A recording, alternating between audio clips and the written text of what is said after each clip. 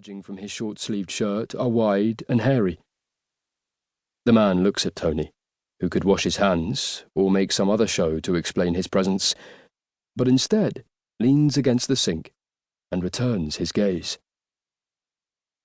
The man looks quickly away. He glances at the stalls, but seems to know it would be conceding something to use one. Instead, he turns to the urinal and unbuttons his fly. He lowers his head. There is a pause and a muffled cough. His shirt carries a vast cruciform sweat patch on its back. When Tony steps closer, the man stiffens with the effort of feigning ignorance, his head staring fixedly down at the penis that his whole body is rigid with the desire to make urinate. Tony stands at the urinal alongside. He aims his hard dick at the porcelain, a challenge, and whistles a couple of notes in pantomime expectation. The man stands hopelessly next to him, stoppered. His face is covered in fat pebbles of sweat, as if he has some tropical disease. It is the panic of complicity. Deliberately, slowly, Tony turns. He affects to notice, just now, his own dick, and strokes it once, curious. He glances at the man's. It is thickening nervously, in hesitant interrogation. Tony sidesteps closer.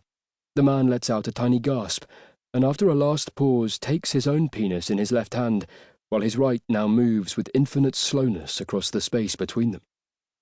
The hand is shaking. It seems blind to any target. It is edging towards Tony's shoulder, perhaps. It stops just short of him and begins to descend, tracing his left side at an inch's remove. When the door bangs open, they spin round. A young man regards them, a teenager with heavy boots and close-cropped hair. A skinhead, realizes Tony. And as he does, hears the sound of falling liquid. The shock has jump-started the man's bladder, which cast an arc of urine as he turned. "Shit!" yells the skinhead, with an instinctive, undignified backward leap.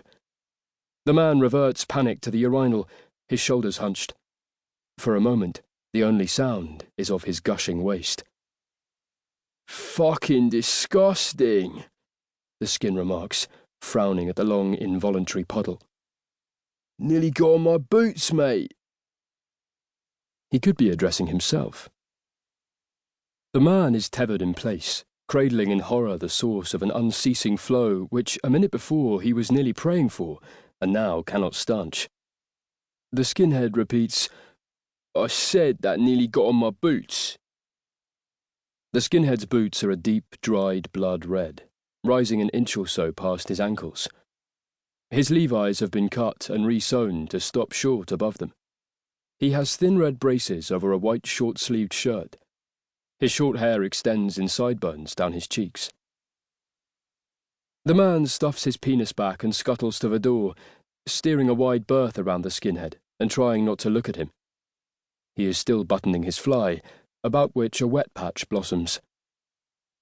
"Yeah, piss off, you old fairy," the skin calls after him. He watches the door close with a brief, punctuating laugh, then looks at Tony. "All right," he says. Tony nods. The skinhead steps carefully across the slick and takes the man's place next to him at the urinal. The skin's Levi's, it turns out, as he opens it, have a zip fly. Tony watches baldly as the skinhead pisses with his hefty dick. The skin grins back at him. "What are you staring at?" Tony looks down. "I like your boots." "Oh, you do, eh?" "Yeah." "Yeah, I bet. Want a pair, do ya?" "Yeah." "Got £6?" "No." "Well then." The skin arches to face the ceiling. He shakes his dick and tucks it back without zipping his fly. Tony says, "I like your hair." "Oh yeah?" "Can I feel it?" "Number 4 crop, that." The skin leans forward, then seems to change his mind. "What are you here for, anyway?" "Needed a slash." "Yeah? Well, don't let me stop you."